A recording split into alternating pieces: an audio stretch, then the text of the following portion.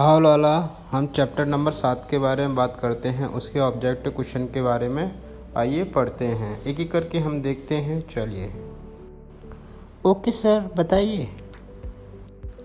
एक काम करो, तुम पूछो, मैं बताते चलूँगा, एक एक करके सॉल्व करते चलेंगे। सर, जीवन की उत्पत्ति की परिकल्पना सर्वप्रथम प्रस्तुत किसके द्वारा की गई? बच्चों, ये प्रस्तुत की गई ओपेरेन द्वारा। सर, जीवाश्मों का अध्ययन क्या कहलाता है? जीवाश्मों का अध्ययन कहलाता है पैलेंटोलॉजी। सर, आर्कियोप्टेरिक्स है, उसकी संयोजी कड़ी क्या है?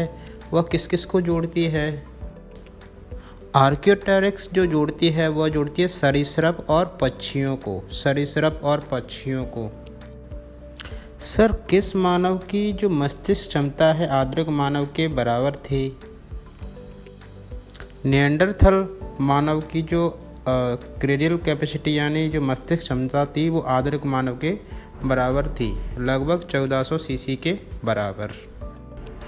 सर, प्रथम अमीनो अम्ल है वो किसके द्वारा बनाया गया? उसका संश्लेषण या निर्माण किसके द्वारा किया गया? पहले अमीनो अम्ल का जो निर्माण है वो मिलर के द्वारा किया गया। किसके द्वारा? मिलर के द्वारा। सर, ब्रह्मांड की उत्पत्ति का सर्वमान्य सिद्धांत कौन सा है? बिग बैंग थ्योरी, ऐसा कुछ सुना हुआ है? यह सही है। बिग बैंग थ्योरी ब्रह्मांड की उत्पत्ति का एक सर्वमान्य सिद्धांत है, जिसमें जो सारे ग्रह उपग्रह वगैरह ये सब बने हैं वह एक विस्फोट के द्वारा बने हुए हैं, जो एक विस्फोट के द्वारा पूरे ब्रह्मांड में फैल गए और अब वे चक्कर लगा रहे हैं। सर, वर्तमान मानव जो है उसका विकास कितने वर्ष पूर्व हुआ था?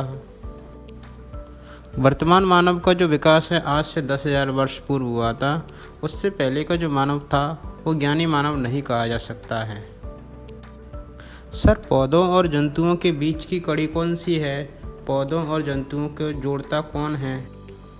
यूग्लिना पौधों और जंतुओं के बीच की कड़ी है। उसमें पौधों और जंतुओं दोनों के बीच के दोनों के करैक्टर, दोनों के लक्षण पाए जाते हैं। एक तरफ वह प्रकाश संश्लेषण कर सकता है तो वह दूसरी तरफ जंतुओं के समान भोजन प्राप्त कर सकता है, यानी शिकार कर सकता है। सर, डायनासोर का समय क्या था? उस समय को क्या कहते हैं? बच्चों, डायनासोर का समय जुरासिक पीरियड कहलाता है, जो आज से लगभग 60 करोड़ साल पहले तक का था।